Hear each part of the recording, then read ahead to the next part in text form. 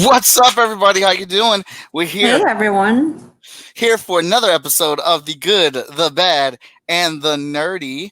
Hope you're all excited for it. I am. Christina, are you excited for it? I am great. Try the other way. Other The other way. way. Other way. Oh, There you go. There you there we go. go.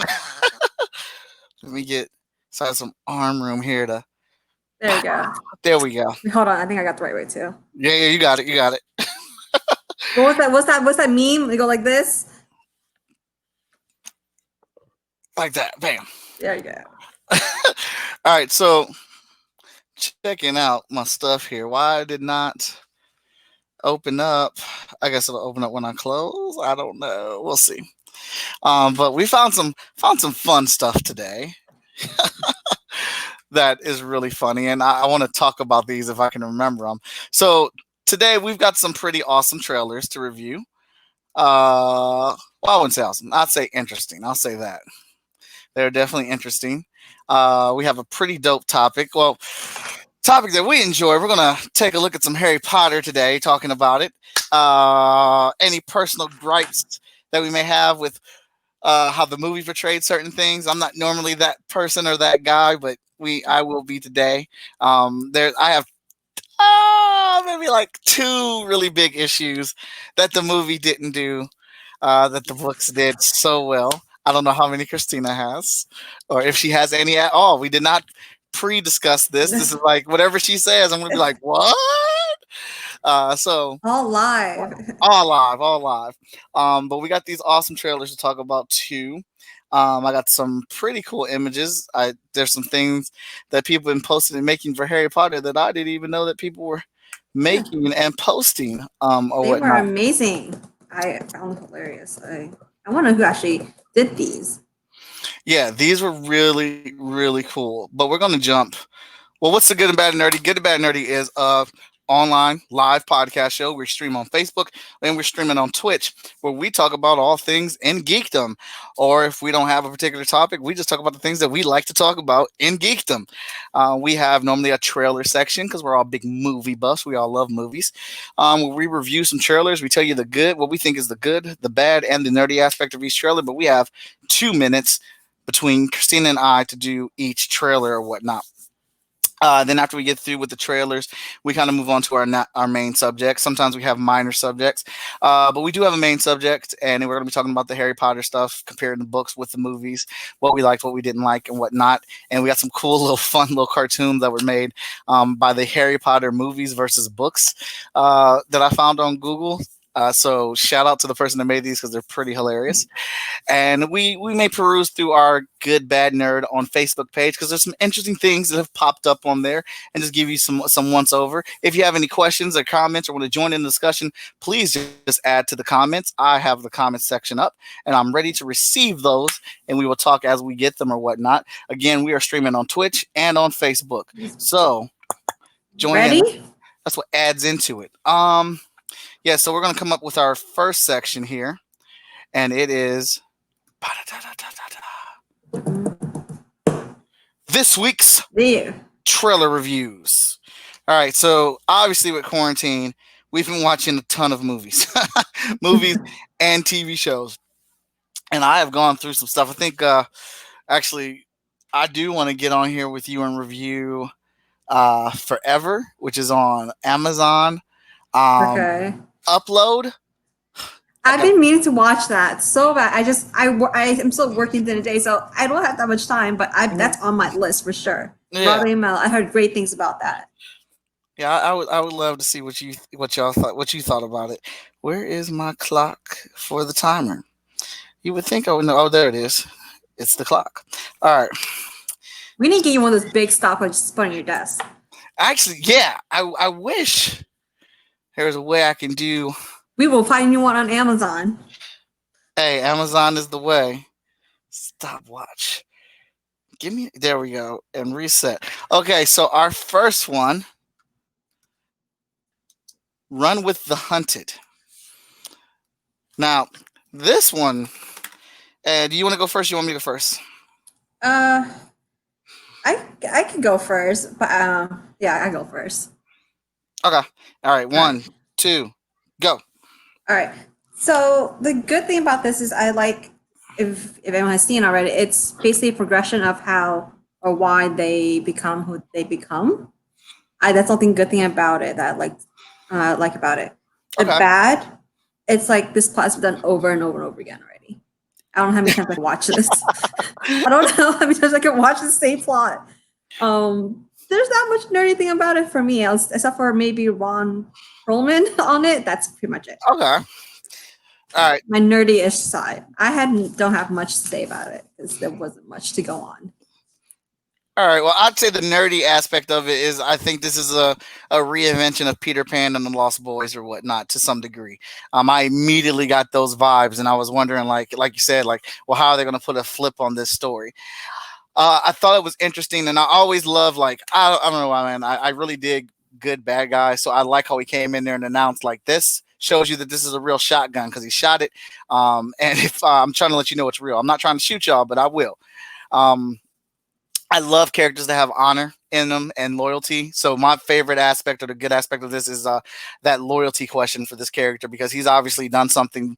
He saved this girl's life back when they were children, and 15 years later, she has popped up in his world and has turned it upside down. But he is choosing to protect her yet again because he made a promise to her. I love that stuff, and you get some of the best type of stories when you're currently loyal to somebody else who's been there for you for the last 15 years versus somebody you've known before that. So I love those tugging strings and like that. But the bad aspect of it for me is like, yeah, it has been done again.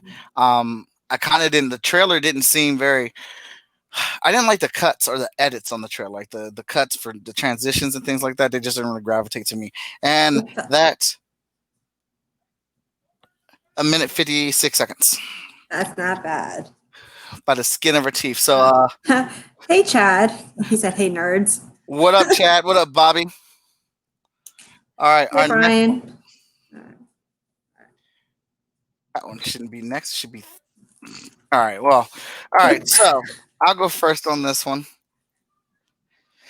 The nerdy about this is this Jordan Peele and J.J. Abrams putting this together. It is the Lovecraft Country. This is going to be a new series on HBO. I have so many goods about this thing, and I know you're probably surprised because this is a horror show. Yeah. So let me jump to because I can talk about the good about this all day. The bad is that it's scary as shit. I'm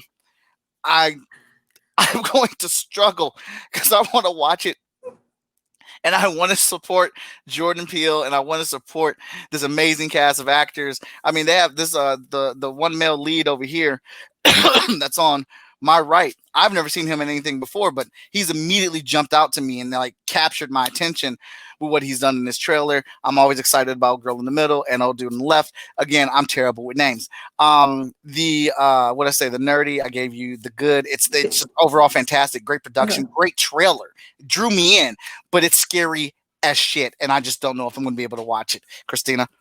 Okay. You and I agree on the scary crap. So you heard my reaction when I said, "Oh damn." That's the only bad thing about it is that it's scary. I'm not good at scary. I would hide underneath my blanket. The nerdy thing, same thing. J.J. Abrams. See, you and I are on the same page about that. The good, it's everything about it. Everything about this trailer is so gravitating that you want to watch it, but I don't know. Just like you, I don't think I can. I'll watch it with broad daylight with a blanket. I don't know, with someone who's going to protect me. Someone's going to protect me when I watch it because it is scary. There's gore. Massive gore. There's a massive gore. Oh, well, I'm going to cheat, but another really good thing, a really good thing is it's like a majority all black cast, so somebody black is going to survive. Oh, but there was one white person that was in there. I think he was the evil person from what I saw. So, well, there was win-win. There was another female, and she looked real evil. She looked real menacing and evil. But all right, we went over on that one. 2 minutes and 15 seconds. Someone cheated. Yeah, I did cheat because I thought that was funny. All right, and then we got this one. 4 kids and it. My kids would probably very much so enjoy this.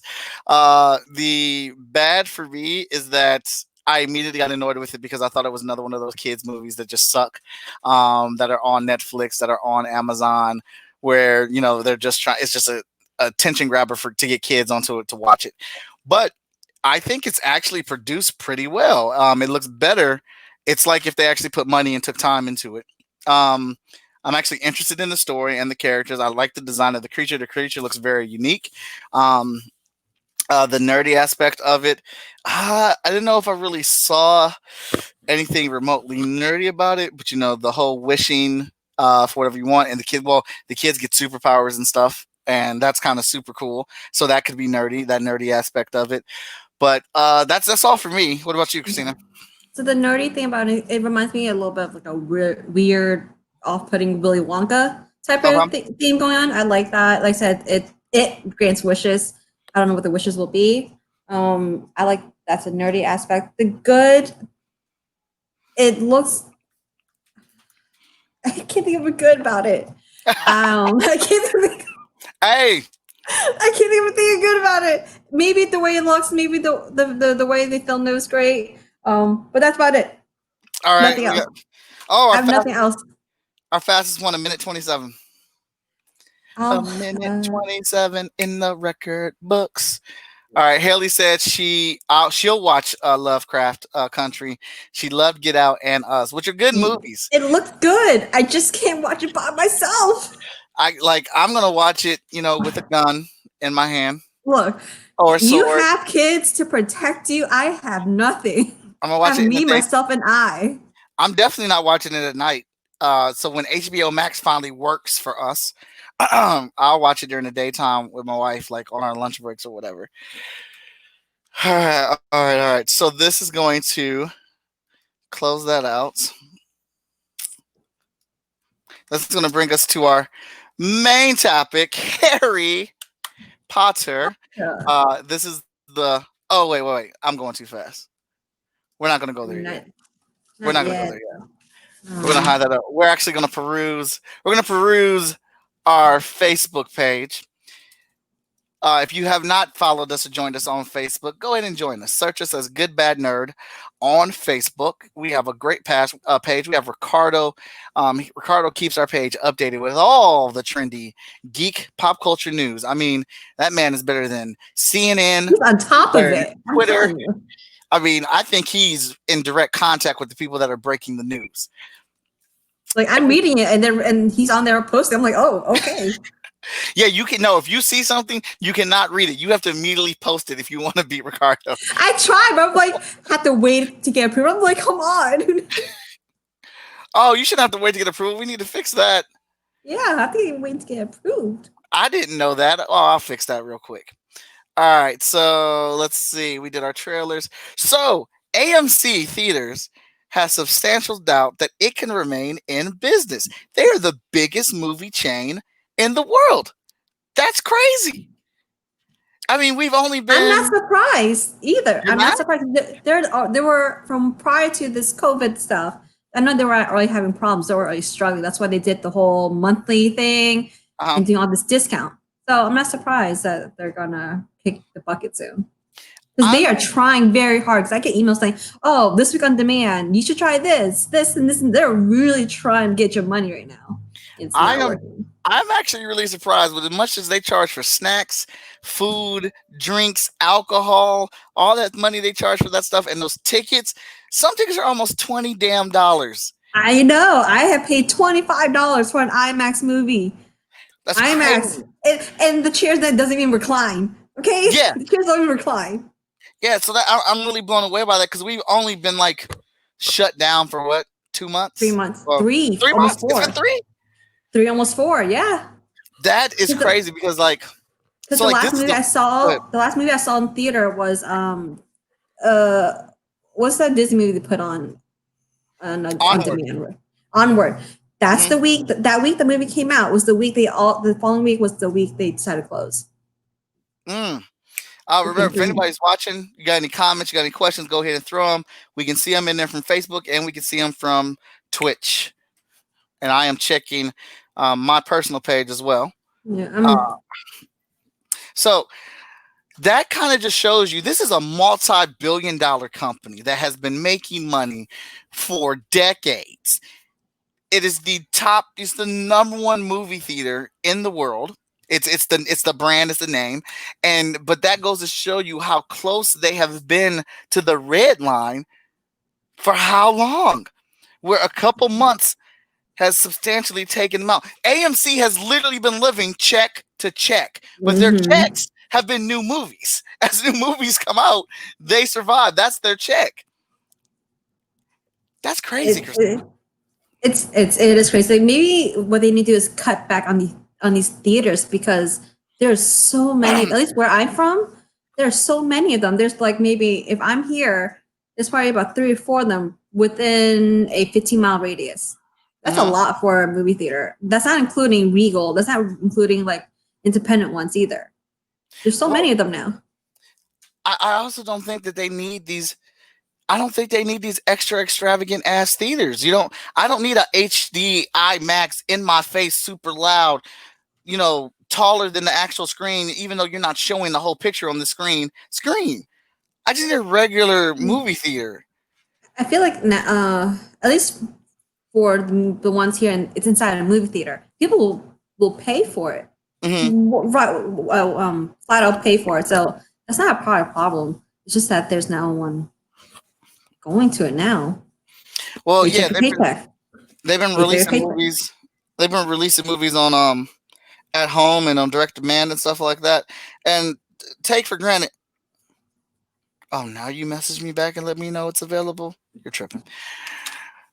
Taken for note. Like, I have enjoyed watching some of these movies at home, but there are still some of these movies that I would prefer to watch in the movie theater. Like any MCU movie, Star Wars movies. I've got to watch those in the theater. I can't just do that at home.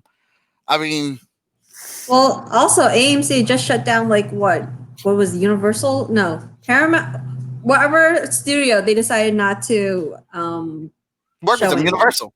Yeah, Universal. They don't want to show that, so that's one less paycheck they're going to get. Hey, and they're petty as strong with that one. I understand. I understand why they're petty. But still, that's. Are you going to really be petty when you need the money? Hey, that is the key to being petty. Oh, you need to breathe? I'm petty. I'll hold my breath. I'll wait for this air bubble to come along. All right, then you're gonna suffocate. All right, so please let us know. Oh, go ahead. No, I'm saying they're doing on demand, but there's so many on demands. So many places. There's so much stuff. There's so much stuff on Amazon. When you think on demand, would you go think of AMC? No, you wouldn't. No. So we'll see how that plays out. I think they'll figure out a way to survive. I think they'll figure something out. I just can't picture the world with, because I just can't picture the world with AMC. I like AMC. I grew up on it. And they're not all bad. I've got beef with a certain AMC. In my city, I just don't mess with them anymore. But then there's this really, really cool one that's like 25 minutes away from my house that we go to, and the staff's cool, the theater's cool, but they also just have regular seats, regular theaters. They don't have I think they have one of the ultra screens or whatnot, but they don't pressure you to go there. They don't try to trick you into getting there like some other movie theaters. Out here. I'll be honest. I like those nicer ones. I sometimes pick those over the regular seat ones. Hey, that's great, but I got like 4 kids. I know, that's the difference. You got a family. I'm just me, myself, and I. They can sit on a pillow and watch the movie. If I can come in, if it was bring your own seat, I would. All right. So Andy said there are only 3 theaters in my area, and they're all owned by Goodrich. There is an independent theater and a drive-in. And sorry, you got cut off. Drive-in and a little further, we don't go to any of them. Mm-hmm. And Chad said he likes the recliners. LOL. I mean, they nice. I'm not gonna sit here and say they nice, but I don't need them. I don't need them to watch my Marvel movie. I'm not sitting half the time anyway, because I'm standing up. I'm not down. You're that person in the theater. I'm like, I want you to sit so I can see the screen. Mike needs a drive-in. Man, I should have got permission to bring in a camera to record me watching Endgame. That was a fantastic. That was a magical time. I watched that in theater a few times. the first time I always say go to the first day, the first 2 days of it, because Yes. that's when you actually get the experience. Because I came back a week later and I watched it, I was like, I'm the only one like clapping, and everybody else is like, what the hell's that chick doing? Watch a damn movie. Enjoying the movie is what she's doing, because that's how it's supposed to be done. All right, so next up, Star Wars director J.J. Abrams reportedly is working on a Superman movie with Henry Cavill, and I'm all for it. I am all for it. Where what's his name? Where the dude who Which directed Justice League, who came in and picked it up. Snyder? Not No, Snyder. not Snyder. Oh, What's his name? damn it. He did Buffy the Vampire Slayer. I don't know. I can't remember his name. Oh, why? I can only think of Snyder for some reason. That's all I can think of right now. Well, where Someone he failed, somebody will tell us. Well, where he failed, J.J. Abrams will not. Now, if you guys were like, for the most part, episode 7, everybody loved it. If they didn't love it, they enjoyed it, and they thought it was a good enough Star Wars movie to get us back in the Star Wars films. And I think a lot of geeks and nerds can agree with that. Josh Whedon. There you go. Thank you. Yeah. So where Josh Whedon failed, J.J. Abrams will succeed. I think J.J. Abrams giving him his own movie, his own Superman movie with Henry Cavill, will give us or give the public the Superman that they've said that they've been crying for. Like, I think J.J. Abrams will put enough personality of character into him. I feel like he's a fixer. He is the fixer. He's the fixer. He's been dubbed that right now on the show. He's the fixer. J.J. Abrams. Here first. Right here on the Good Bad Nerd. But if that's true, if JJ is working with Henry Cavill on a Superman movie, I'm already there. All right, so you already got me with Henry Cavill because I love him. He's my favorite Superman. But now you're telling me he's working with JJ on a Superman solo movie potentially? Baby, pre-order the tickets because I'm excited for Henry Cavill. He's my favorite also. He's a great actor. I love him in The Witcher. I love him in his own was a Man of Steel. Mm-hmm. He was great in Mission Impossible. Yes, can't forget that. I did forget that. Oh, actually, how can you fit the mustache? Shame on me. Shame on me for forgetting that. Yeah, he's great. I can't wait. And I can't wait for him to do these actual cameos in like Shazam and Black Adam. I can't wait for that. I'm excited. Like, but my thing is, how would the Twilight dude, what's his name? What's his name? The Twilight dude who's playing Superman. What's his name? Robert Pattinson. Oh, yeah. How would Robert Pattinson fit into that Justice League since Ben Affleck's in it?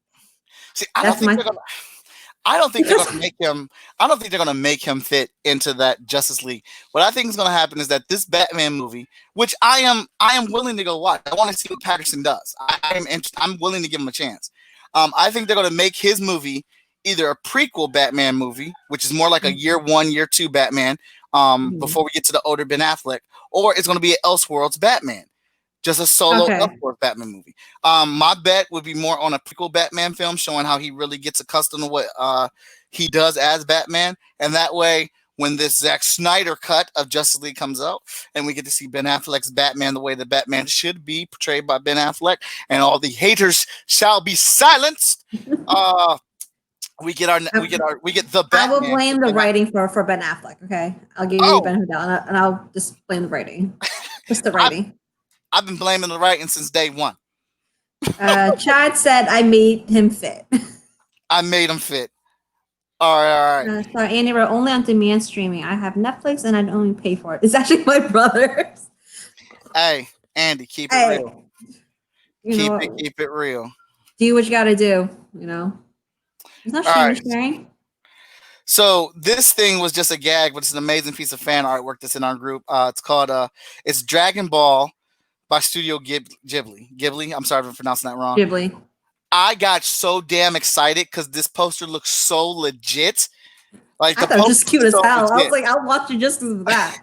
It's like little kid Goku standing on the mountaintop, and I was like, how perfect is it for Studio Ghibli to be doing a Dragon Ball movie? Their version. Ghibli can't do no wrong. I'm saying, not do wrong by me. Can never do wrong by me. But then I got to reading it further or whatnot, and it was just fan art, which I need this poster anyway because it's just dope. It's so simple and so like, bam, captured the whole first You season. can't help but love it. You Yeah. see it and you love it. Yeah, notice I'm not showing y'all right now because I want y'all to go to our page and subscribe to our Facebook page. He got you there. I did. So breaking, we got the Batwoman show is going to go in a whole nother direction. Batwoman is replacing Ruby Rose's character, Kate Kane, with a new character. So I didn't even get to read this or even like. I didn't read it, but I think I read I heard enough that I agree with that. That's fine. It's they're gonna introduce another character named Ryan Wilder. It's like a bad kid growing up. How Batman did. I don't remember how it goes, but I know that it follows Batman's storyline. Okay. Hold on. Josh Whedon needs to be surrounded by no men unless he is working on his Buffy stuff and spin-offs. That's from Andy. Did you read Extinction X-Men? Absolutely garbage. Did you see Firefly and Serenity? Fire Escape is so far superior. I will die on this mountain. Oh wow. And so I guess the only thing I am reading about this right now. So the Batwoman character is about to be replaced by a whole nother character. So I'm very interested in how this character, who I'm reading from this part, has no ties to the Bat family at all, is just a rando, and then she's also a lesbian too. I'm telling you, they're gonna keep the whole line of like similarity in that.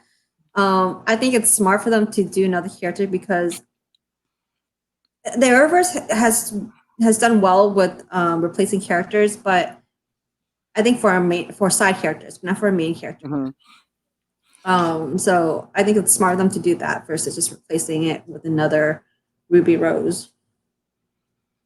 Well, I'm gonna give it a chance. I just think it's funny, but I just don't know how this rando character gets connected to the Batwoman costume and takes on the Batwoman role. I haven't seen the last episode of Batwoman, so I don't know how it even ended for them to start over. Andy, he's not a bad actor. You need to watch The Accountant. There's a movie where he's a gangster. He's a great actor in that. The Gone Girl. Is it Gone Girl? The one where his wife Gone Girl. Yes, Ben Affleck is a good actor. I'll die on that mountain, Andy. I see who you stand. Wow, so, it's like how I stand Sebastian. So it works. I'll defend him till the day I die. I will, at least until we get to see his version, till we get to see that full Ben Affleck Batman, man. And Andy said she's the cousin. Okay, she's the cousin. So she's somewhat related to Batman. No, yeah, the original. No. The original girl who played Batwoman was Katie Kane. Kane or whatever. She's the cousin. Okay, and this one's not a cousin at all. The rando who's coming in. The rando who's coming in to take over the Batwoman mantle. She's just a rando. And I don't know. So who's going to make her Batsuit? Right. That's we'll see. We'll see. I mean, I get it. I'll probably watch it just because I want to know, not because I'm interested. Oh, I just want to know. That's it. I'm just watching to figure out how they do it. After I see that, I'm gone. But I bet they're not do it until like halfway through the season. Then they'll let you know, so they'll catch you until halfway through. They will not keep me that long if they don't show it in the first 2 episodes. I'm an Arrowverse person. Yeah. I don't like Batwoman. I like Batwoman, but not so much that I will keep watching. All right, hold on. We got Michael J. White wants to play Green Lantern in future DC movies. What do you think of that? Michael who? I didn't hear you. Michael J. White. He played Spawn in the original Spawn movie. He was Dolomite in the Dolomite films. He's a badass. He's a martial artist. He's a badass. He's well in shape. He can fight, and he fits the mold. I wouldn't know who I would even want to play that character. Like I haven't really even thought of it. I really haven't thought about it. Yeah, I could see him fitting into the role, but to be honest, that's like so far out. Man, like I think anyone could fit into it. well, I'm looking at him now, and based off the films that I've seen him in and how he carries himself, he would work as the Green Lantern, John Stewart. They and again he's a fairly decent actor, but the stern, strict, militant, direct person that John Stewart is, Michael Jai White could play that. It's kind of carbon copy, and the only thing that I could see difficulty wise would be like what would Michael Jai White bring to that role outside of the four, the main specific things that make that character who he is or whatnot. So I'd be interested in seeing that, like when he steps outside the carbon copy. But it could work. like physically, it's like if you put it like side by side, yeah, I could see it, but I don't know what he'll bring since I'm not even really familiar with his work. That's to me, that's what maybe a lot of people are thinking. They don't know, they don't see him often enough. They're like, I don't know. Yeah, that's what some of our people are saying down here in the that's what some of the people are saying down here in our comments. Then you will die a horrible death, Mike, because facts are facts. No, Andy, you're going off of opinion. Oh, I can't wait to see you again, Andy. Perhaps they will transfer the character, as in perhaps they will transfer the character of the Question into Batwoman. All right, well, I want to see so is she. So my opinion, my thinking is that she's gone. She's just gone. So can someone tell me the ending of Batwoman? Maybe I can figure it. Someone tells me the plot of the end plot of it. Because from where I'm sitting right now, from where I left off like weeks ago, it's like she found her sister's double was good, and then one of them had to die. That's all I got. So fill in the blanks for me, people. Well, maybe she is still going to do like 1 or 2 episodes to transfer this power. So, but the impression I got from the article is that she's just done, cut and dry. From what I said, I think she stopped at season 1 and then not filming anything anymore. They might be able to convince her to come back for 1 or 2 episodes to like die or save this girl in one last bitch effort, and then she dies and reveals herself to her and says, "You must continue the role." So what about her family that's in the freaking show?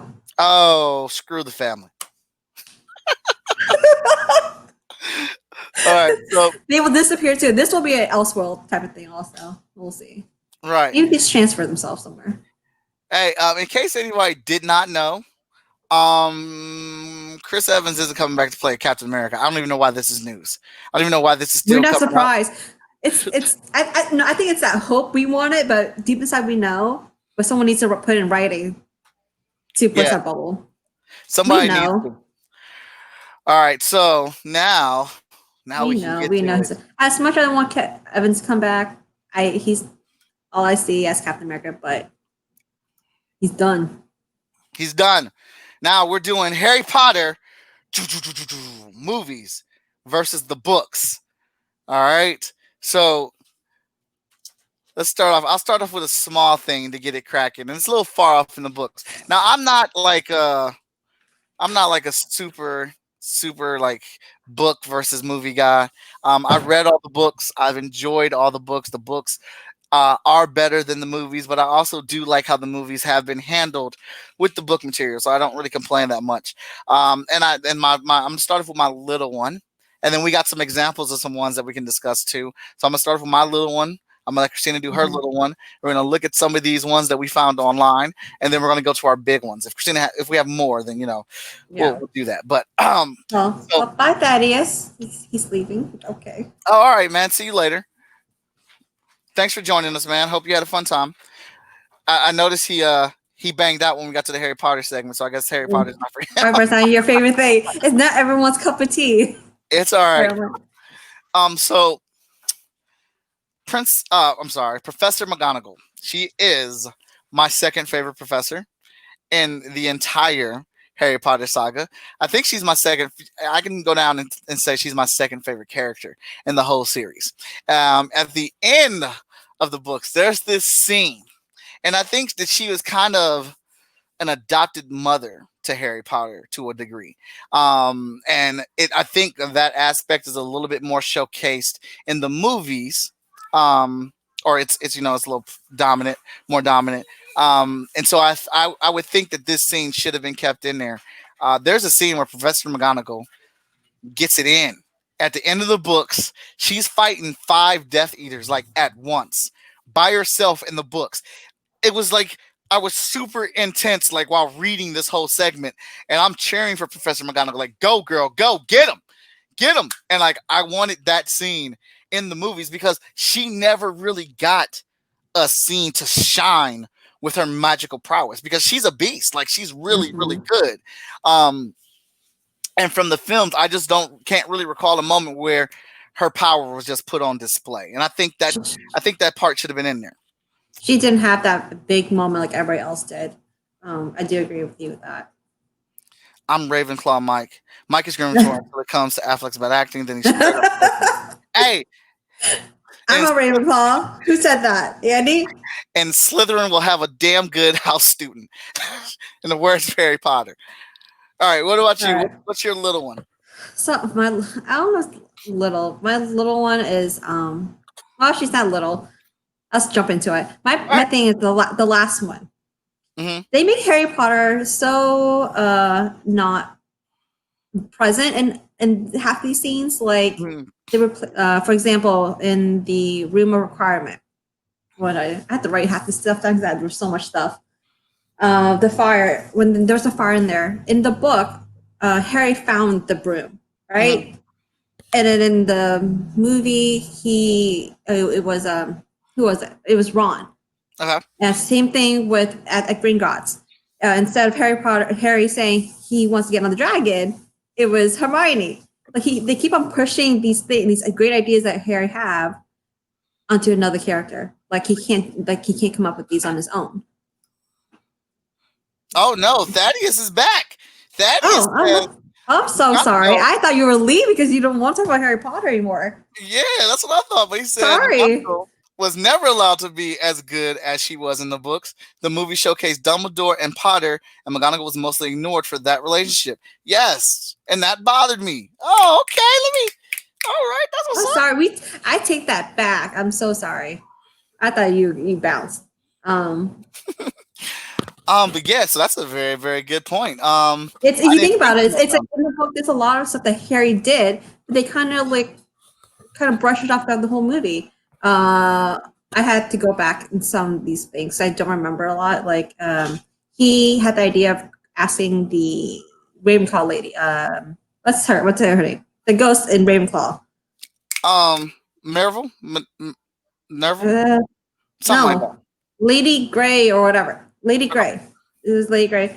Like he had the idea of asking her where the Diadem thing is. Mm-hmm. Versus Luna. In the movie, it was Luna who told him about it.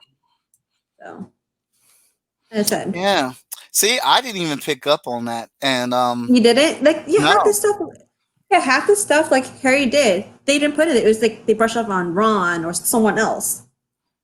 So that was my thing about it. They did a lot of that. Okay. I hear you, and I agree with you.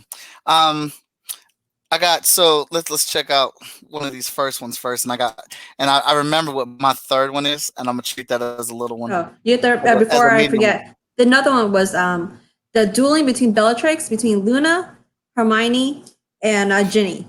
I wanted that scene. Oh yeah. I wanted that. I wanted that, and I was so disappointed when it wasn't there. I mean, you made 2 movies, so you might as well put it in there. It's long enough. Like, what was the point of it splitting up into 2 films? You should have just did that. Man, absolutely.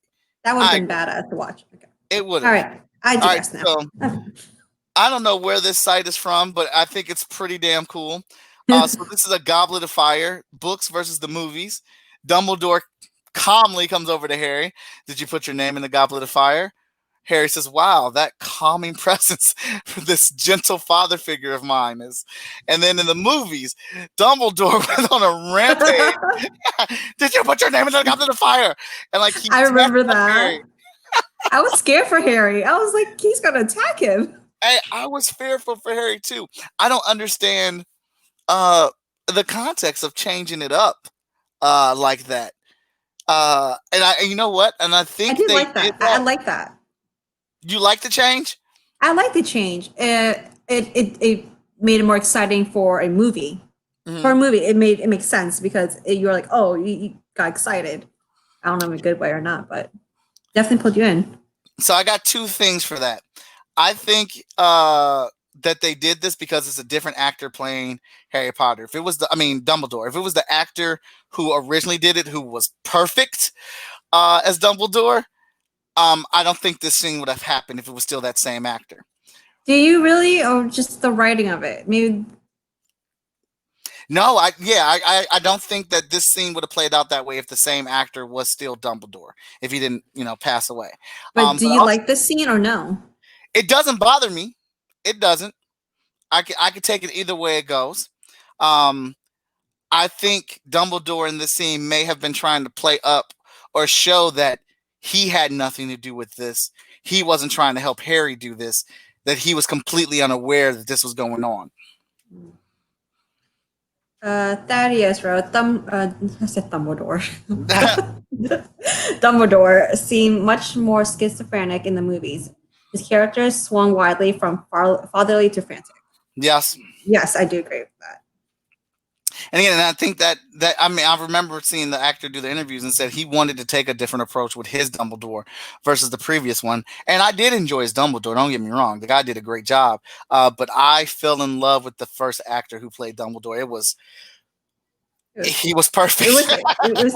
Very precise. It's like Jean-Luc Picard. Did I just call him by his captain's name? Being picked to play Professor X. That's hilarious. Jean-Luc Picard. Yeah, I'm totally wrong. Yeah, we could call Professor X. It's okay. But if we got to go with them, I'm gonna say I'm going with the movie version on this one. I'm going with the movie version. What about you? I like the movie. I like the movie. Okay. It gave me more excitement in that scene, even though there's already a lot going on. Okay, Sir Yeah, Patrick yeah, Stewart. Sir Patrick Stewart. Hey, Not Picard. if you watch any of the shows, I'm terrible with names, man. I'm a visual guy. I am second with that because I have to Google half the names or show a picture like this person right here. All right, we got another one. We got a few of these, and I think they're really good. Whatever website these came from, because I just did these on the Google search. I think they are amazing. I can't see that. What is that? It's so tiny. Why can't we see that one? I don't know. I sent you one, but it was a funny one. Why are these so small? I don't know. Oh, that one's that's real kind of small. big enough. Well, this looks like I can't read it. I'm about to squint onto this like screen, and you'll all have a close up of my face in a second. Let's do this one. All right, and in case anybody did not know, Snape is my favorite character in the books and in the movies. Perfection. Harry's eyes in the books. Harry, you have your mother's eyes. In the movies, Harry, you have your mother's eyes with the picture, with the crying, and the forcefulness. It's like PTSD. He's having PTSD every time he sees him. I don't think when I watched it, I don't remember being that serious. It wasn't, but you could tell his demeanor was not the same as the book. No, it was not. We don't see very much. Like we obviously get way more interaction with Snape in the books than we do with the movies. And when we have him in the movies, we don't have a lot of scenes of emotion being expressed with him. So I think when we get this scene where he finally gets to showcase emotion and feelings, he did his thing. And I like both of them. What about you? Even when in the movie, I almost got uncomfortable when he started getting a little wishy-washy. It was a little bit uncomfortable to see him crying, being vulnerable. So it was. I watched. I was like, I feel for him. I understand why he's feeling the way he is, but it doesn't work with the movie. Because he was so cold and very narrow throughout the movie, and all of a sudden, I'm like, okay, that's a little bit 180. Mm-hmm. But I also think that plays into the fact for him, he's been living a double life and hiding truths and hiding lies and juggling between the most powerful wizard in the world versus the most evilest powerful wizard in the world. And it all just came out. I'm a Z tie. said Z said movie Dumbledore didn't seem true to the books when he lost control. Yeah, I agree, Z. Yeah. And I don't remember seeing you before in our group, so welcome to the Good Bad Nerd team. Thank you for tuning in to us. And then Thaddeus says, as the answer man, I have to keep half of this stuff in my head all the time. Hey, respect. Z says, nope. Books all the way for her. I guess that was on the last one that we just did. I'm sorry. We're trying to catch up on these. Yeah. Andy says, Snape is my wife's favorite. She concerns me. He's my favorite too. Do I concern you? I love Snape. You know what? I don't think you count for him. He cares more about his wife. Look at that. You have a mini. I have a mini. And I have his wand. And Snape's, not just any, but Snape's wand. Actually, this guy's going to sit right here with me. I have Ron, Hermione, and Harry as well, but Snape is my absolute favorite. You have all that. All I have is my own, and then the one from Fantastic Beasts that was for free. There they go. Let's see. All right, so I want to get to my next one, my next little grievance. My next grievance is Ron's mom. Z says Snape is my fave. He has such a sad backstory. Agreed.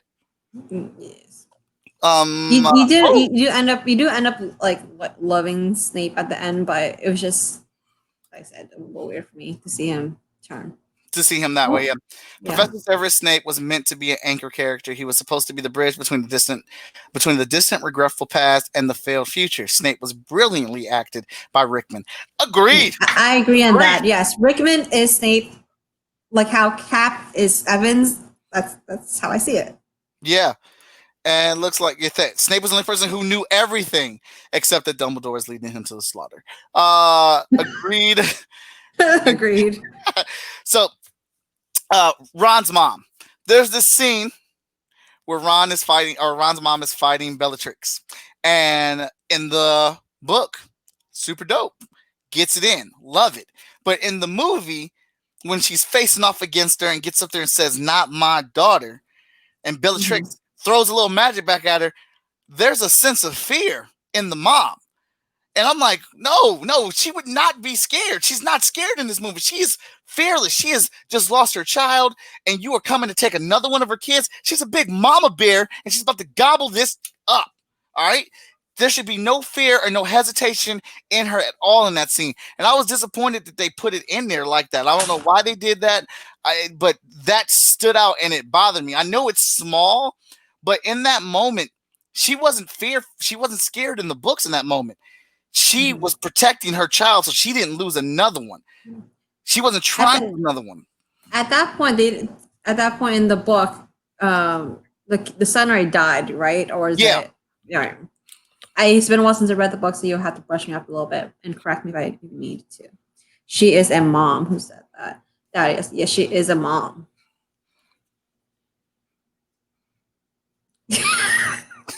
he's gonna model that all day.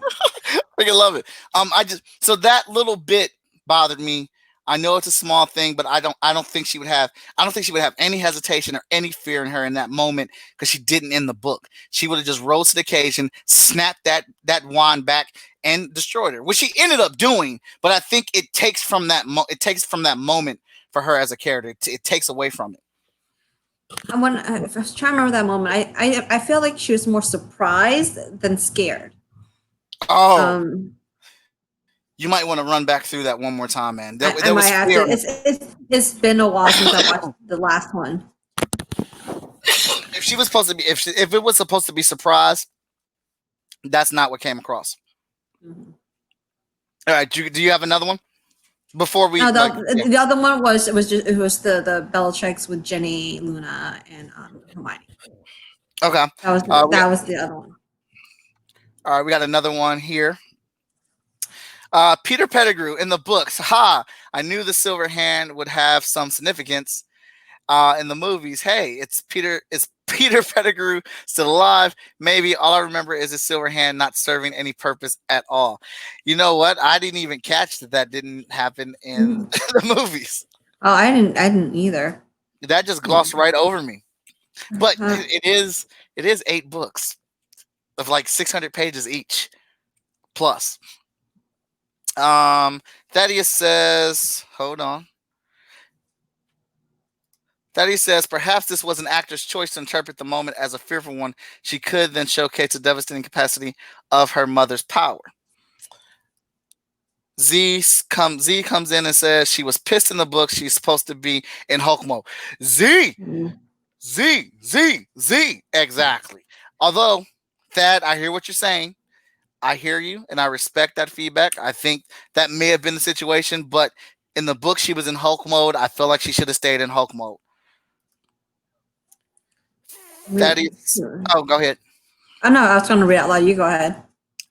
Movies are a visual medium. You should expect some liberties to be taken by directors and actors to attempt to relate actions and motivations. No, absolutely. But the context of today's episode is to compare notes between the books and the movies that we, in our opinions, did not like or did like or whatnot.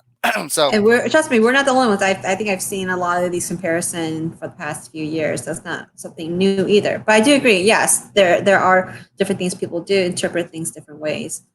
yes, so, These are just little things that we would want to see, what we would have liked to see on the screen. Instead. Right. And in my opinion, I think she should have stayed in Hulk mode. Like, I think the director should have stepped in and said, "Nah, I like that you tried that, but page 794 book, she's in Let's Hulk stick mode. it like that. Let's keep it just like that."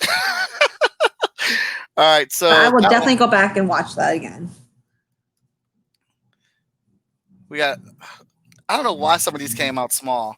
All right, but I can read this one. SPEW, the acronym SPEW. Hermione's like, the rights of house elves are important. Crusading for their civil liberties is paramount to my character's deep convictions. And then in the movies, ooh, boys. And she pushes the elves out the way. Now, I do remember that. I do remember that very much so. I don't, so it's going over my head right now, but just that alone is just funny. Oh, this was a very and I remember talking to other people that read the book, and it does add to the convictions of Hermione's character, but it did get old after a while. I was fucking tired of it. But they didn't put any of that in the movie. They just, I don't know if that got filmed and they got put on the cutting room floor, but they went typical female teenage girl with that part entirely. Yeah. So I get it. I would say the books did it better. But I think they're also, I can't make any excuses for them, but I'll lean towards the books on that one. But Christina, you said it went over your head. It went over my head. I don't even remember that. I told you it's been years since I watched. What software are you using to do your screen capture? You said that Thaddeus asked that. I'm using StreamYard.com. It's a streaming app or whatnot, and so it has a share screen function and stuff on it. All right, what else do we got here? Let's see here. Let me see if I make this one a little bit bigger. Not drag it. I said make it bigger. All right. Not that much bigger, but bigger. St. Mungles in the books. Wow. Actually seeing Neville's parents gives me a much deeper appreciation of his character and the struggles he's gone through. And hey, closure on Gilderoy Lockhart. Movies. Hey, you ever wonder about Neville's parents or what happened to Gilderoy Lockhart? No, not really. Yep, that's true. In the movie, it was like in the movie, Neville's parents didn't really exist. Yeah, they did not. Did Neville even have parents? Really? Let's be honest. Not in the movies. Exactly. He was like an orphan. Yeah. So I definitely gonna have to side with the books. The books Definitely the books. better. I definitely the books because they totally ignore his parents and that backstory, which is you don't squeeze so much in the movie. I understand that, but something would have been better than whatever they came up with. Well, especially when they're trying to play with the notion that Neville might be the chosen one or whatnot. When they started playing around with that, you would think they would especially want to show something like that. So yeah, I'm gonna lean with the books on this one. Same. All right. I recommend Light Shot for high quality screen capture. Light Shot? All right, I'm gonna look into that, buddy. Thanks for that. I'm still trying to find something that works all the way. Aw. Oh, okay, that's too small. All There right. you go. So here we go with this one.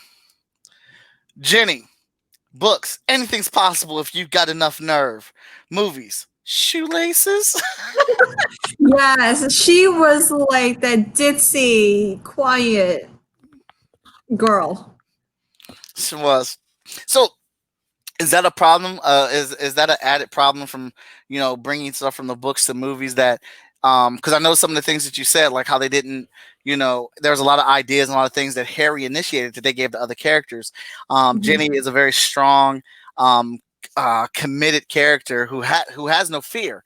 Yeah, but it didn't translate into the movies. In the movie, she was timid, and it felt like she didn't made her play dumb almost. Like she didn't like she didn't know anything. Yeah.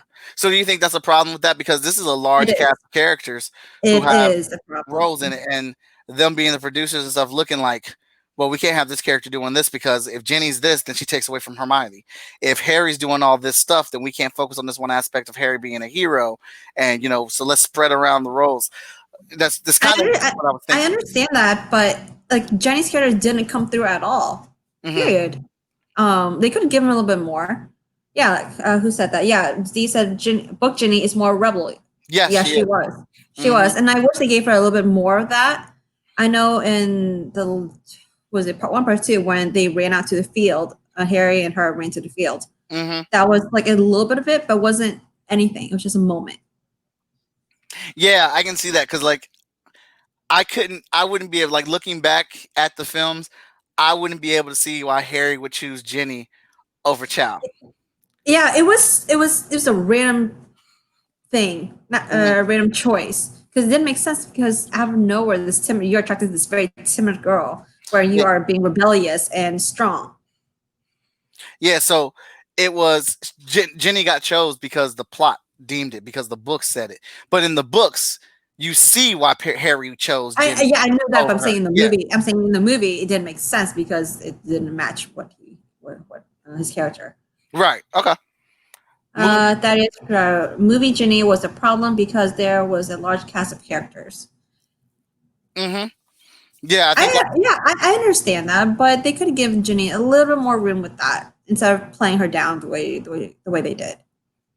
Yeah, they could have gave her a little bit more in the scenes that she was in. She didn't have to. They didn't have to dumb her down, I guess. You know what I'm saying? Yeah, I'm not asking for more screen time. There could have been definitely bigger moments. Like if when they were in the room of cards of training, I'm sure then they could have done something with her training, show her how strong she really was. So basically, this is kind of the assessment that why is that small too?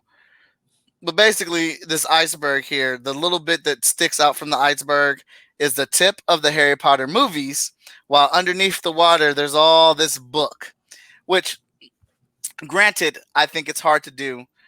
They had 8 films to do this in, and each one of those Harry Potter books were pretty thick. And I'm not a book guy. I don't read a lot of books, but I did read each one of those Harry Potter books and enjoyed them massively.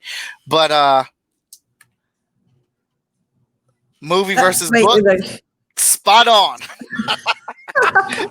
Spot on. All right. Yeah. He is. And I understand. He is Snape. I don't know what you're talking about. He doesn't have another name. He is Snape. Look at that toy. It's incredible. It's one of my favorites here. All right. So let me get rid of that. Okay. Z says, but with a lot of viewers having also been readers of the books, we're prepared for the large cast of characters. Exactly. I agree. Yes and no. I think they were trying to also draw in new people who haven't watched, like the parents who never read the book. Because it was also towards the end of like part 1 in Deathly Hallows. At that point, the books were already done, and the next generation hasn't really read it yet. So maybe they just kind of want to bring those people in. Well, they absolutely do. It's the same formula for the MCU films. They are not making Marvel movies for us. Me or you. they know they're going to get their money from us. We're guaranteed ticket buyers. They're trying to get the casual fan. So while The I easy can one, understand, the easy go grabbing fans. um, yeah, so they want that casual money because that casual money is more money than the hardcore fans, and they're trying to make it viable for them as well. And I get that, but at the same time, I hear you, Z. I'm with you. We're on team more characters. Yeah, We're ready for yeah. it. It makes sense for them to make money wise because you can't introduce all those characters to a brand new audience all at once and make you understand. Yeah, and then still get across the story. The story of Harry Potter is wicked deep. Let's see. Andy wrote, "My wife is making googly eyes at Snape right now." I'll see if we can find her one, Andy, one of her own. But so my last rub with the Harry Potter movies is my biggest one. The end of the films, and this is my absolute probably my favorite part in the books, is that Harry meets Voldemort in a crowd of in front of everyone. They're standing there, they're facing off, and Harry verbally destroys Voldemort in front of everyone. Not a fight, not a battle. He just verbally rapes Voldemort. He takes his confidence, he takes his mystery, he takes his evil, and just spits on it in front of everybody with words, and then knocks that wand out of his hand, and Harry catches it. And I get it's the movie. It was supposed to be the conclusion, and they wanted some exciting tussle, but that was whack. That whole like them spinning in the air and their faces merging together. That was it. It had no heart and soul to it. That I feel like that scene should have stayed in the movie. They should have filmed it just like that because everything that we have seen from Harry Potter, whenever he is involved with Voldemort, he either runs away, scared as hell, gets his ass kicked, or he's saved by someone else. There's not one scene where he hands anything to Voldemort and gets like a tie or anything like that. He always loses, and not just in the physical form, he loses spiritually. Like his character loses courage or whatnot in those moments. And maybe that's not the exact word, but basically he takes an L. And no one's ever around for these confrontations. But for Harry to stand there and be able to speak in front of the whole wizarding community that is, been tied to this whole thing, I think that had so much more power. And him to verbally destroy Voldemort that was my preference. Again, my preference. Than that sky fight. And that goes along with what I was saying, how they kind of dumbed him down a little bit towards the end of the movie, where he had all these opportunities in the books to be great and all these great moments, and then they don't show it. Yeah. And that's what I'm saying. Like, I don't think he had enough. Harry, there weren't enough moments where Harry just shined out, for his natural skill and his natural, courage and hustle. Yeah, they're there, but I just don't think they ever reached their full potential. And in that moment, in that last conversation where he does it, because Voldemort has everything, right? Apparently, he has the Elder Wand. He's the most powerful wizard in the world. There is no Dumbledore. There's no one to save him because no one in that crowd can stop Voldemort. They're all scared. They're all scared of him. So Harry is literally standing alone, and that's his moment. I just would have preferred that than the air kite race that they did. Their fight they had. Let's say Thaddeus wrote, they had to pare things back. Books always have an advantage of presenting information which would not show up on the screen. Dialogue is poor means of relaying the backstory, which books can handle effortlessly. Yeah, that's true with every book to movie. There's always more time to go into depth of the history, back history in detail. I know movies now have a time frame. It used to be 90 minutes. Now it's up to like 2 hours. Okay. Oh yeah, yeah. I remember. I used to know. I remember that movies for sure went no longer than 90 minutes. When it went 112 minutes, that was long. Now I'm like 120 minutes. I got that. Yeah. But yeah. I know it's a lot to put in a short time frame. But they also had part 1, part 2. Mm-hmm. Yeah. So what's your final say? Are you for the books? Or are you for the movies? Or both of them make you happy? So for my hardcore like Harry Potter stuff, I love the books. But for a movie, it did justice for what it was to grab your attention, to keep you watching. but book all the way. I agree. I'm for the books all day, every day, but the movies are still entertaining. The movies still serve their purpose. They still gave us some good Harry Potter content, and we got to see some great magic on screen. What is it? Honorable mention: Quidditch looks amazing on the screen, and literally exactly how I pictured it when I was reading it. I really want that feast, man. I want to Oh, have that feast. Oh, Z was like, food. books. Yes, I know books. I know you, Z. Z loves her books and she loves her Harry Potter. Hey, I am Team Z all day, every day. We we're on the same page with these Harry Potter books, but. Well, that is pretty much our show. Please join us next week, next Friday, 6 p.m. Eastern Time when we do our show. This was a fun one. Thank you to everybody that tuned in, gave comments, that participated, everything like that. We are on Twitter. Follow us at TTHE Nerdy on Twitter and our Facebook page where you can join our group where we have tons of geek content. Like I said, Ricardo, shout out Ricardo, keeps our content updated and he's on it. So you'll always get the latest in the geeky news or whatnot. If you have any suggestions of things that you want us to talk about, please go ahead and post those things in the comments for us. Post them on our page and we'll be more than happy to discuss them. We'll have our trailers up, our trailer link up so you can add trailers that you want us to talk about. If you found some Dope ass trailer, let us know. yeah, like some random trailer that no one's heard of, it's out there and you want to discuss it with us, put it up in our links and we will be sure to do that. Christina, you got anything to close us out? Not really. Same thing you said. If you find anything, let us know because we can find our stuff anytime. It might not be what you want to hear, so we would love to see. We love to react to whatever you want us to watch. Exactly. So I'm going to close out. I'm going to show you guys a trailer of comic books because I make comic books. Lovecraft Country. And I am the publisher of Short Fuse Media Group. And I would like it if you guys checked out our comic books on our website at shortfusemediagroup.com. Here's a trailer for my flagship title, Hot Shot. 10 issues in. It's about a young man trying to prove himself that he did not cheat on his girlfriend without revealing that he's a superhero and not get kicked out of college at the same time. I think you might like it, and we'll catch you guys next week after you see this awesome trailer.